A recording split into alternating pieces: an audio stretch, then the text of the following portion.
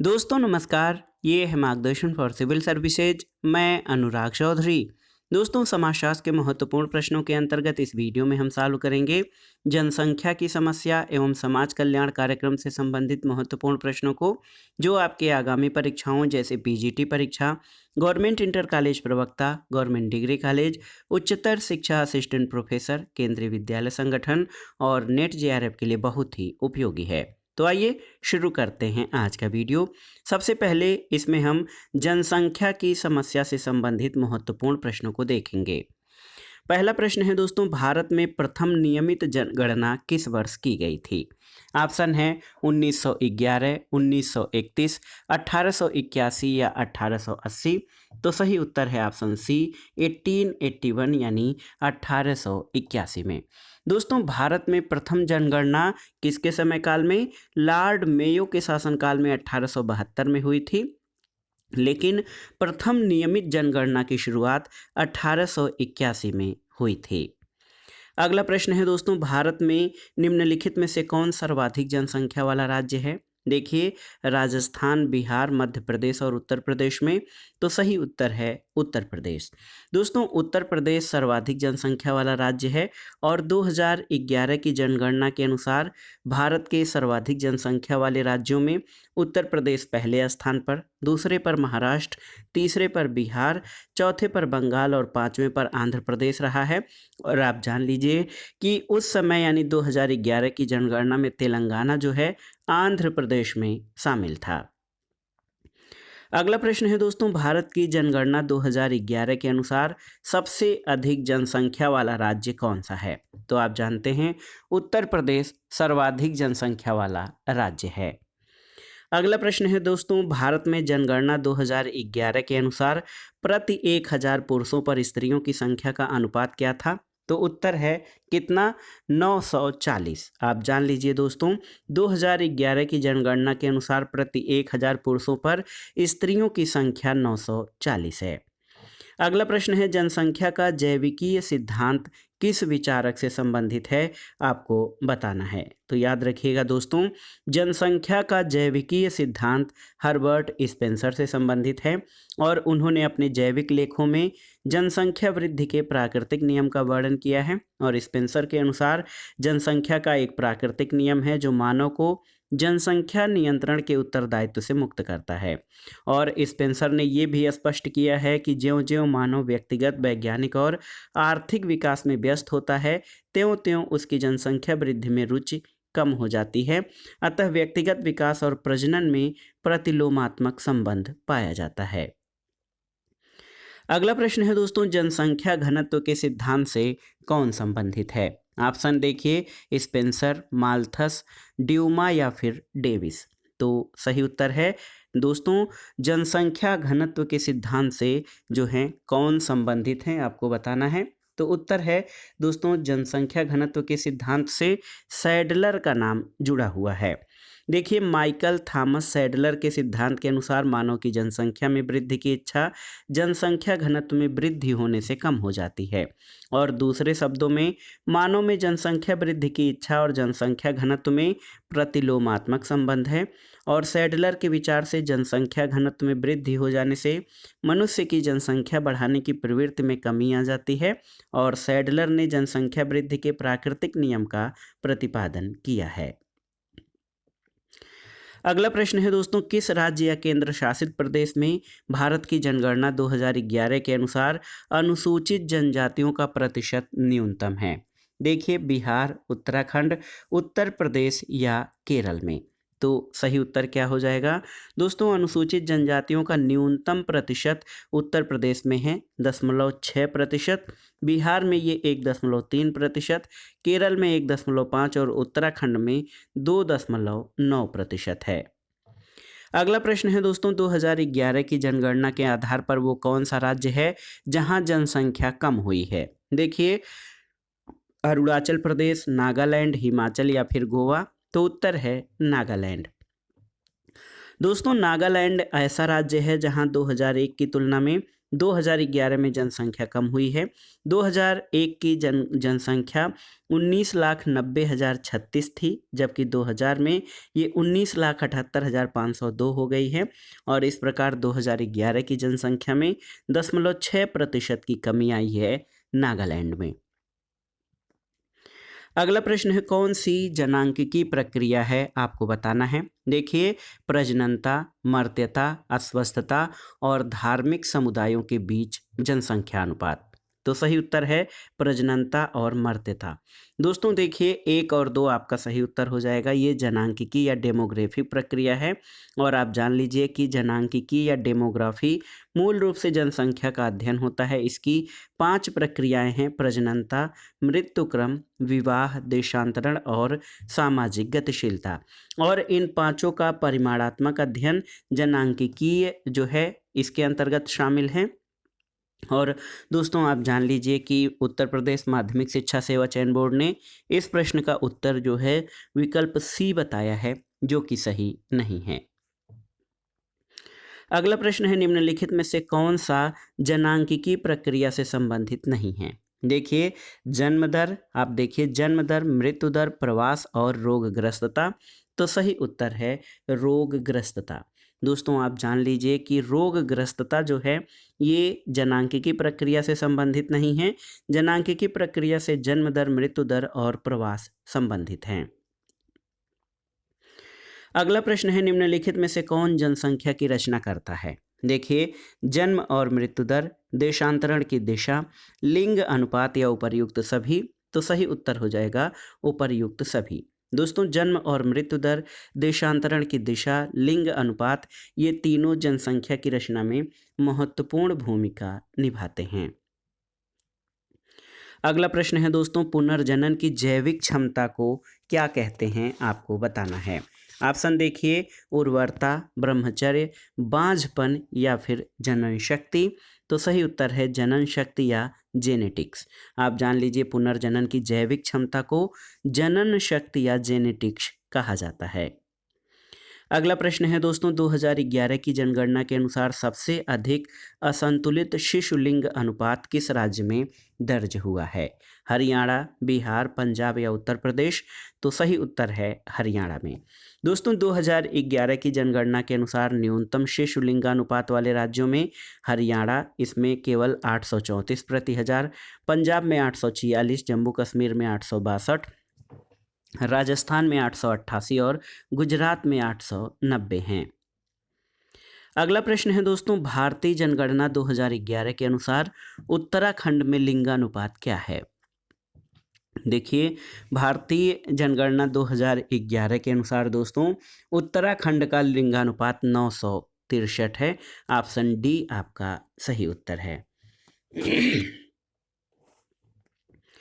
अगला प्रश्न है दोस्तों, भारत की जनगणना 2011 के अनुसार किस राज्य अथवा केंद्र शासित क्षेत्र में अनुसूचित जनजातियों का प्रतिशत सर्वोच्च है, आपको बताना है। ऑप्शन है मेघालय, नागालैंड, मिजोरम या फिर लक्षद्वीप। तो सही उत्तर क्या हो जाएगा दोस्तों, सही उत्तर है लक्षद्वीप। देखिए, लक्षद्वीप में अनुसूचित जनजातियों का प्रतिशत कितना है, तो ये है 94.8%। उसके बाद मिजोरम में 94.4%, नागालैंड में 86.5% और मेघालय में ये 86.1% है। अगला प्रश्न है दोस्तों, भारतीय जनगणना वर्ष 2011 के अनुसार भारतीय जनसंख्या का कुल कितना प्रतिशत गाँव में निवास करता है। तो उत्तर है 68.8%। और आप जान लीजिए कि भारतीय जनगणना वर्ष 2011 के अनुसार दोस्तों भारतीय जनसंख्या का कुल 68.8% जनसंख्या गाँवों में निवास करती है। अगला प्रश्न है, भारत में जनसंख्या आधिक्य का निम्नलिखित में से सूचक नहीं है। निम्न जीवन स्तर, बेरोजगारी, जनसंख्या में असाधारण वृद्धि या प्राकृतिक साधनों और जनसंख्या में संतुलन। तो आप जान लीजिए दोस्तों, भारत में जनसंख्या आधिक्य में प्राकृतिक साधनों और जनसंख्या में संतुलन ये सूचक नहीं है। और आप जान लीजिए कि भारत में जनसंख्या अधिक के कारणों में कृषि प्रधान अर्थव्यवस्था, गरीबी, निम्न जीवन स्तर, बेरोजगारी, जनसंख्या में असाधारण वृद्धि, नगरीकरण की धीमी प्रक्रिया, अशिक्षा, विवाह के समय उम्र का कम होना, संयुक्त परिवार प्रणाली, धार्मिक और सामाजिक अंधविश्वास आदि शामिल हैं। अगला प्रश्न है दोस्तों, जनांकिकी अंतरण शब्द किसके लिए प्रयुक्त होता है? आपको बताना है जनांकिकी अंतरण शब्द जो है डेमोग्राफिक ट्रांजिशन शब्द किसके लिए प्रयोग होता है? जन्म और मृत्यु दर का उच्च स्तर, जन्म और मृत्यु दर का नीचा स्तर, मृत्यु दर में गिरावट और जनसंख्या में तीव्र वृद्धि, या उपर्युक्त सभी? तो सही उत्तर है उपर्युक्त सभी। दोस्तों, जन्म और मृत्यु दर का उच्च स्तर, जन्म और मृत्यु दर का निम्न स्तर और मृत्यु दर में गिरावट और जनसंख्या में तीव्र वृद्धि, ये सभी जनांकिकी अंतरण के लिए प्रयुक्त होता है। अगला प्रश्न है, निम्नलिखित में से जनसंख्या वृद्धि का निश्चायक कौन है? जन्म दर, मृत्यु दर, देशांतर गमन या उपर्युक्त सभी? तो सही उत्तर हो जाएगा उपर्युक्त सभी। दोस्तों, ये जनसंख्या वृद्धि के निश्चायक हैं। आप जान लीजिए कि भारत में आबादी बढ़ने के जो दो मुख्य कारण हैं, उनमें जन्म दर का अधिक होना और मृत्यु दर पर लगभग नियंत्रण पा लेना है। इन दो मुख्य कारणों के अलावा विभिन्न सामाजिक मुद्दे भी हैं जिनसे देश की आबादी बढ़ती जा रही है, जैसे जल्दी जल्दी शादी या सार्वभौमिक विवाह प्रणाली, गरीबी और निरक्षरता, पुराने सांस्कृतिक आदर्श, अवैध प्रवासी और देशांतर गमन, ये भारत में जनसंख्या बढ़ने के प्रमुख कारण रहे हैं। अगला प्रश्न है दोस्तों, भारत में अनियंत्रित जनसंख्या वृद्धि के लिए उत्तरदायी कारक कौन है? आपको बताना है। ऑप्शन है आपके, देखिए, बाल विवाह, विवाह की अनिवार्यता, पुत्र प्राप्ति को अधिक महत्व, या ये सभी?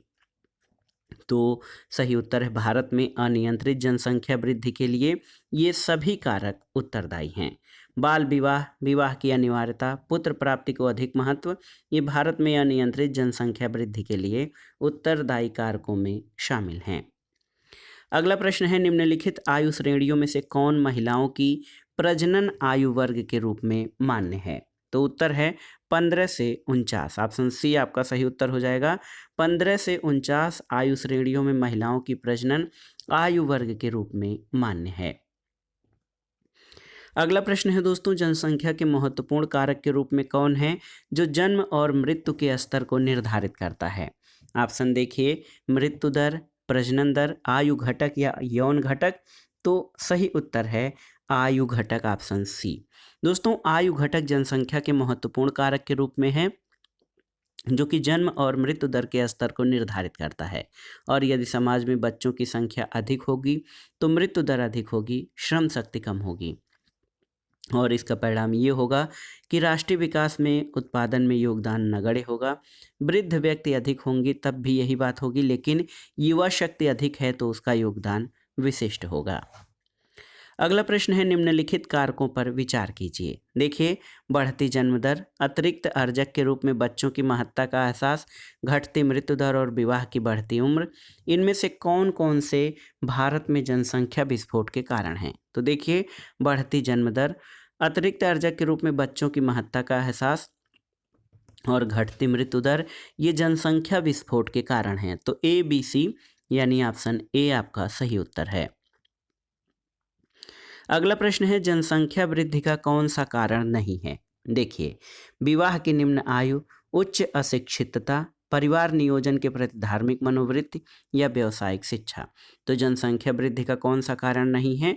व्यावसायिक शिक्षा दोस्तों जनसंख्या वृद्धि के कारणों में शामिल नहीं है, जबकि विवाह की निम्न आयु, उच्च अशिक्षितता, परिवार नियोजन के प्रति धार्मिक मनोवृत्ति जनसंख्या वृद्धि के कारण है, जबकि व्यावसायिक शिक्षा से जनसंख्या वृद्धि का कोई संबंध नहीं है।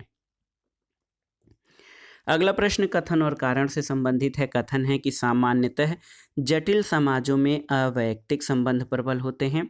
कारण है कि जटिल समाजों में जनसंख्यात्मक घनत्व अधिक होता है। तो उत्तर है दोस्तों ए और आर दोनों सही हैं, और आर ए की सही व्याख्या करता है। अगला प्रश्न है दोस्तों, एक औसत व्यक्ति जितने साल जीवित रहने की प्रत्याशा कर सकता है उसे क्या कहा जाता है? तो उत्तर है जीवन प्रत्याशा, आप जान लीजिए, एक औसत व्यक्ति जितने साल जीवित रखने की प्रत्याशा कर सकता है उसे जीवन आशा या जीवन प्रत्याशा कहते हैं। अगला प्रश्न है दोस्तों, जनसंख्या विश्लेषण में कौन सी अवधारणा अधिक महत्वपूर्ण नहीं है? जन्म दर, मृत्यु दर, जनन क्षमता या पारिस्थितिकी दर? तो सही उत्तर क्या हो जाएगा दोस्तों? इस प्रश्न का सही उत्तर आपका हो जाएगा जनसंख्या विश्लेषण में जन्म दर, मृत्यु दर और जनन क्षमता अधिक महत्वपूर्ण है, जबकि पारिस्थितिकी दर ये कम महत्वपूर्ण है। तो यहाँ पर ऑप्शन डी सही उत्तर हो जाएगा। अगला प्रश्न है, भारतीय प्रसंग में मलिन बस्ती की जनसंख्या वृद्धि क्या बताती है? तो उत्तर है ग्रामीण गरीबी का विस्तार। आप जान लीजिए कि भारतीय संदर्भ में मलिन बस्ती या जो हमारे गंदी बस्तियां होती हैं, ये सभी दोस्तों स्लम जिनको कहा जाता है, इसके जनसंख्या में वृद्धि ग्रामीण गरीबी के विस्तार को दर्शाता है। अगला प्रश्न है दोस्तों, जनसंख्या ज्यामितीय अनुपात में बढ़ती है, जीवन निर्वाह सामग्री गणितीय अनुपात में बढ़ती है, ऐसा किसने कहा है? ऑप्शन देखिए दोस्तों, माल्थस, फ्रायड, के डेविस या मैकाइवर। तो सही उत्तर है माल्थस ने। और आप जान लीजिए दोस्तों, ये सिद्धांत माल्थस का है कि जनसंख्या ज्यामितीय अनुपात में बढ़ती है और जीवन के साधन गणितीय अनुपात में बढ़ते हैं। अगला प्रश्न है, कौन से अर्थशास्त्री ने प्रमुख रूप से जनसंख्या अध्ययन पर रुचि दिखाई है? ऑप्शन देखिए, मार्क्स, वेबर, रिकार्डो या माल्थस। तो सही उत्तर है माल्थस। दोस्तों, माल्थस ऐसे अर्थशास्त्री थे जिन्होंने जनसंख्या अध्ययन पर रुचि दिखाई है और कहा कि जनसंख्या ज्यामितीय अनुपात में बढ़ती है, जबकि जीवन के साधन गणितीय अनुपात में बढ़ते हैं। अगला प्रश्न है दोस्तों, जनसंख्या का अध्ययन करने के लिए सामाजिक केशिका की अवधारणा का उपयोग किसने किया है? तो उत्तर है ए ड्यूमा ने। दोस्तों, सोशल कैपिलरी या सामाजिक केशिका का सिद्धांत ए ड्यूमा द्वारा फ्रांसीसी जनसंख्या की वृद्धि के अध्ययन पर आधारित है। और ड्यूमा का मानना है कि किसी राष्ट्र में जनसंख्या या संख्या का विकास वहाँ के वैयक्तिक विकास के व्युत्क्रमानुपाती होता है। और ड्यूमा के इस सिद्धांत को सामाजिक केशिका का सिद्धांत कहा गया है। अब आइए देखते हैं दोस्तों समाज कल्याण कार्यक्रम से संबंधित महत्वपूर्ण प्रश्नों को। पहला प्रश्न है कि निम्नांकित में से सरकार द्वारा किया जाने वाला कौन सा प्रयत्न समाज कल्याण से संबंधित है? देखिए, बड़े बड़े बांध और पुलों का निर्माण, राष्ट्रीय आय में वृद्धि, विस्थापितों के लिए आवास की सुविधाएं और बैंकों का राष्ट्रीयकरण। तो सही उत्तर है समाज कल्याण या सोशल वेलफेयर में विस्थापितों के लिए आवास की सुविधाएं शामिल हैं। अगला प्रश्न है दोस्तों, परिवार कल्याण कार्यक्रम की किन सेवाओं को आरसीएच सर्विसेज के नाम से जाना जाता है या चलाया जाता है? तो सही उत्तर है मातृ एवं शिशु स्वास्थ्य सेवाओं को। दोस्तों, आप जान लीजिए कि प्रजनन और बाल स्वास्थ्य यानी आरसीएच कार्यक्रम अक्टूबर 1997 में प्रारंभ किया गया था और इसमें जनसंख्या और विकास के मुद्दों के नए मार्गों को शामिल करते हुए इन्हें वर्ष 1994 के दौरान कायरो में आयोजित international conference in population and development में सामने लाया गया। और ये कार्यक्रम बाल उत्तरजीविता और सुरक्षित मातृत्व कार्यक्रम, जिसमें महिलाओं के यौवन से रजोनिवृत्ति को उनके प्रजनन चक्र भर में महिलाओं के प्रजनन स्वास्थ्य संबंधी पहलुओं को शामिल किया जाता है। अगला प्रश्न है, योजना आयोग भारत में कब स्थापित हुआ था या योजना आयोग की स्थापना कब हुई थी? तो आप जान लीजिए, योजना आयोग की स्थापना दोस्तों ये 1950 में हुई थी। ऑप्शन डी सही उत्तर है। और नियोगी समिति 1946 में गठित हुई थी। नियोगी समिति की संस्तुति पर संपूर्ण आर्थिक क्षेत्र के पुनर्निर्माण के लिए प्लानिंग कमीशन या योजना आयोग का गठन किया गया था। और आप जान लीजिए कि योजना आयोग एक गैर संवैधानिक राजनीतिक संस्था थी, लेकिन 1 जनवरी 2015 को योजना आयोग को समाप्त कर उसके स्थान पर नीति आयोग, इसका पूर्ण विस्तार है national institution for transforming India, का गठन किया गया है। और योजना आयोग की तरह नीति आयोग के अध्यक्ष जो हैं प्रधानमंत्री होते हैं। अगला प्रश्न है, भारत में विकास की पंचवर्षीय योजनाओं का मॉडल कहाँ से लिया गया है? तो उत्तर है भारत में पंचवर्षीय योजनाओं का मॉडल रूस से लिया गया है। और वर्ष 1928 में रूस ने आर्थिक नियोजन या इकोनॉमिक प्लानिंग की पद्धति को अपनाया और समय से अल्प समय में उन्नति और निर्धनता को दूर करने की सफल प्रेरणा यहाँ से मिली है। 1930 की विश्वव्यापी मंदी ने पूंजीवाद की जड़ें हिला दी। सर एम विश्वेश्वरैया ने आर्थिक नियोजन पर 1934 में प्लान्ड इकोनॉमी फॉर इंडिया नामक पुस्तक प्रकाशित की, जिसमें भारत के नियोजित आर्थिक विकास के लिए एक 10 वर्षीय आर्थिक विकास कार्यक्रम प्रस्तुत किया गया था और इसका उद्देश्य राष्ट्रीय आय को 10 वर्ष में दुगुना करना था। और स्वतंत्रता के बाद 15 मार्च 1950 को योजना आयोग की स्थापना की गई और इसके उद्देश्यों में समाज का सामाजिक आर्थिक विकास, रूस की नियोजन प्रगति से प्रेरित होकर, इसके अलावा स्वतंत्र भारत की रक्षा करना, राष्ट्रीय योजना समिति के प्रस्ताव को लागू करना, सीमित साधनों का अधिकतम प्रयोग और प्लान्ड इकोनॉमी फॉर इंडिया से प्रेरित होकर योजना आयोग की स्थापना के समय 6 सदस्य थे। वर्ष 1961 में आयोग के संगठन में परिवर्तन कर 8 सदस्य कर दिए गए और कालांतर में सदस्यों की संख्या में परिवर्तन होता रहा और योजना आयोग का स्थान अब नीति आयोग ने ले लिया है। अगला प्रश्न है दोस्तों, पंचवर्षीय योजनाओं का मुख्य उद्देश्य क्या रहा है? तो उत्तर है सामाजिक आर्थिक विकास दोस्तों पंचवर्षीय योजनाओं का मुख्य उद्देश्य रहा है।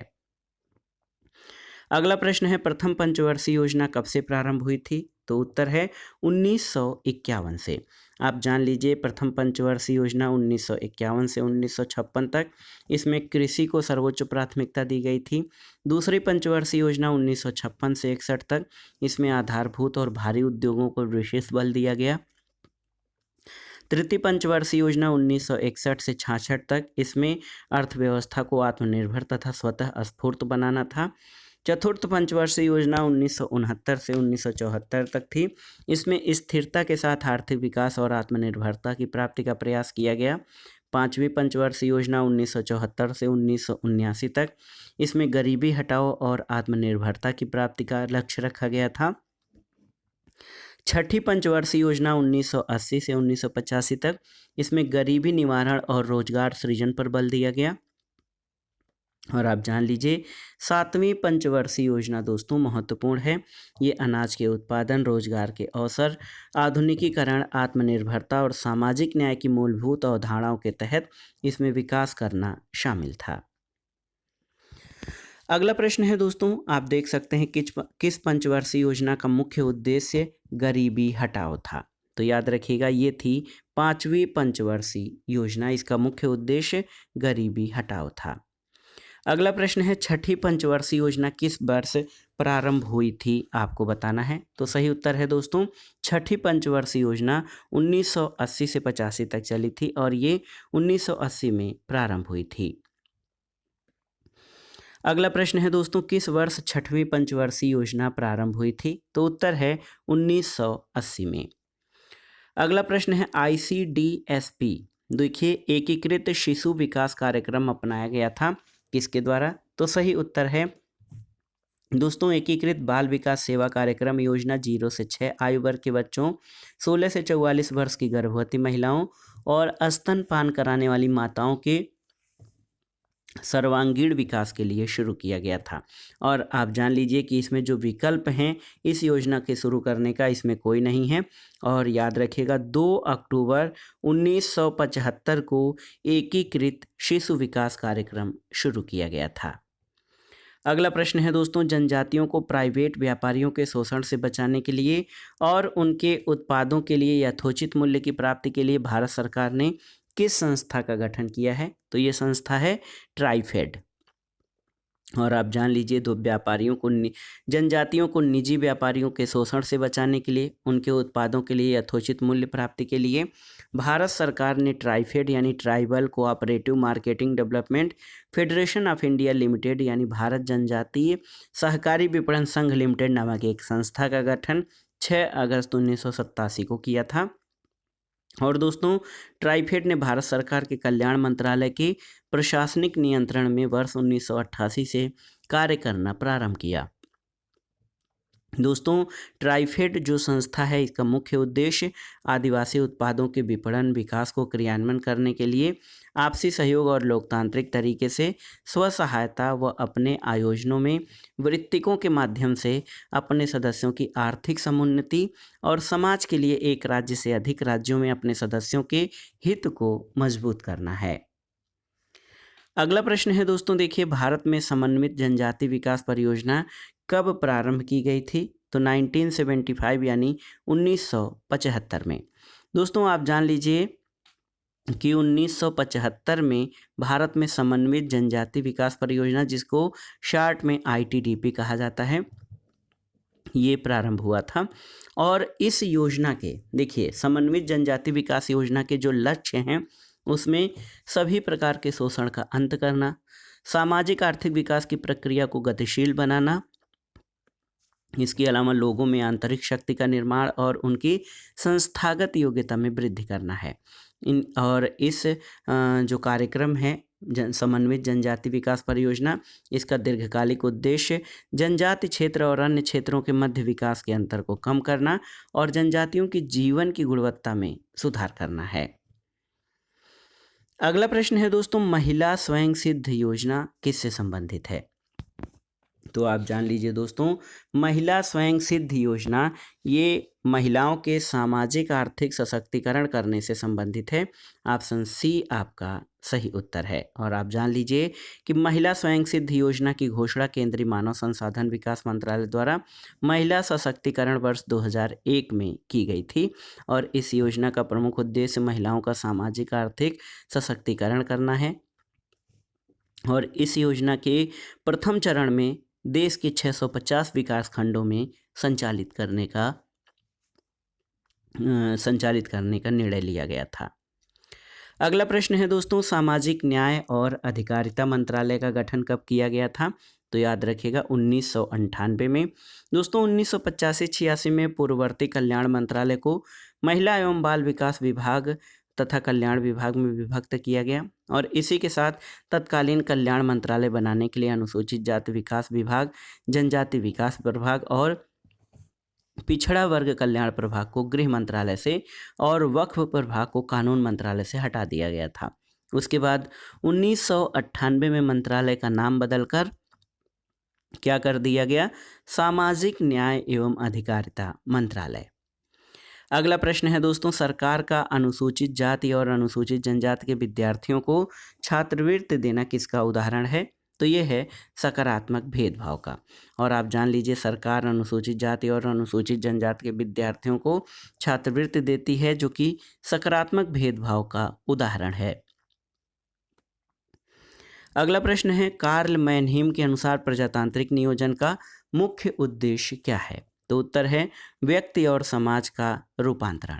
आप जान लीजिए दोस्तों, मैनहीम का मानना था कि प्रजातांत्रिक नियोजन स्वतंत्रता, सामाजिक न्याय और सांस्कृतिक मानकों को बढ़ावा दे सकती है और ये सत्ता के केंद्रीकरण और फैलाव को संतुलित कर सकती है और साथ ही व्यक्तित्व के विकास को भी निरुत्साहित कर सकती है।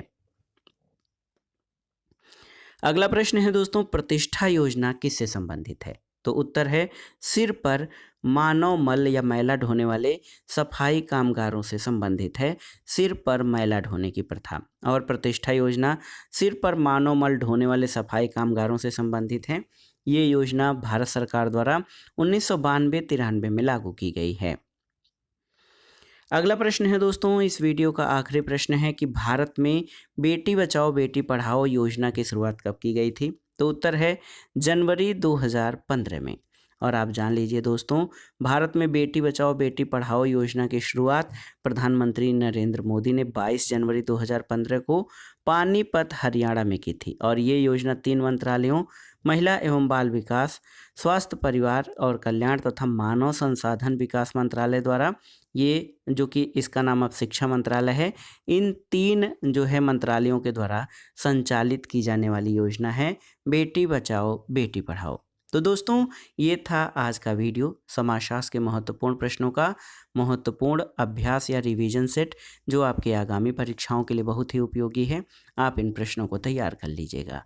वीडियो आपको कैसा लगा हमें कमेंट बॉक्स में ज़रूर बताइएगा। वीडियो को लाइक करें, शेयर करें और इस चैनल मार्गदर्शन फॉर सिविल सर्विसेज को सब्सक्राइब करें। वीडियो देखने के लिए धन्यवाद दोस्तों। नमस्कार।